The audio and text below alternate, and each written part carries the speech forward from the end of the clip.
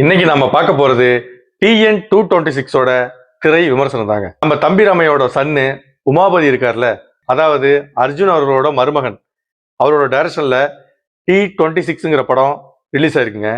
இந்த படத்துல நடராஜ் அவர்கள் ஹீரோவா ஆக்ட் பண்ணியிருக்காரு. இந்த படத்தோட கதை என்னன்னா, வட இந்தியாவில இருந்து நம்ம நடராஜ் அவர்கள் தமிழ் சினிமாவில மிகப்பெரிய நடிகர் ஆகணும்னு ஆசையில வராருங்க. ஆனா அவருக்கு யாருமே பின்புலமா இல்லாததால அந்த சினிமாவில் நடிக்க ரொம்ப கஷ்டப்படுறாருங்க. அப்படி இப்படி கஷ்டப்பட்டு ஒரு படம் ஆக்ட் பண்ணி அந்த படம் ரிலீஸும் ஆயிடுதுங்க. அந்த படத்துக்கு நம்ம தம்பிராமை அவர்கள் ரொம்பவும் ஃபேன் ஆயிடுறாருங்க. தம்பிராமை அவர்கள் மிகப்பெரிய பணக்காரருங்க. அவருக்கு நடராஜோட படங்கள் பிடிச்சு போக அவர் படம் நடிக்கிறதுக்கு தன் சொத்துக்களை பூரா வித்து அவரை தமிழ் சினிமாவில உச்சத்துக்கே கொண்டு போய் வைக்கிறாருங்க. தமிழ் சினிமாவில ரொம்பவும் உச்சத்துக்கு போன நம்ம நடராஜ் அவர்களை சுத்தி இருக்க அரசியல்வாதிகள் என்ன நினைக்கிறாங்கன்னா, இவன் வளர்ச்சியை பார்த்தா அரசியலுக்கு வந்துருவான்னு நினைச்சு நடராஜுக்கு ரொம்ப அழுத்தம் தராங்க.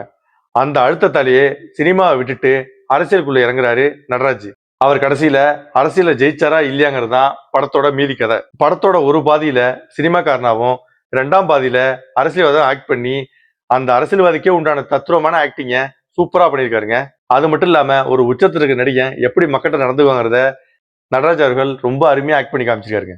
தம்பிராமை அவர்கள் எவ்வளவு பெரிய பணக்காரர் இருந்தாலும் அவர் வளர்த்து விட்ட நடராஜ் அரசியல்ல மிகப்பெரிய உயரம் வந்த உடனே அவரையே இவர் தலைவான்னு கூப்பிடுற விதம் ரொம்பவும் அழகா இருக்குங்க. படத்துல ஒரு சில இடங்கள்ல சின்ன சின்ன சர்க்கிள் இருந்தாலும் இப்ப இருக்க பெரிய ஆக்டரை அப்பப்ப ஞாபகத்துல கொண்டு வருதுங்க. ஆனா அவங்கள கலாய்க்காம ரொம்ப அழகா கதை சொல்லியிருக்காங்க. So TN-26 சர்க்கிளிங்க தப்பிச்சுக்கிச்சு.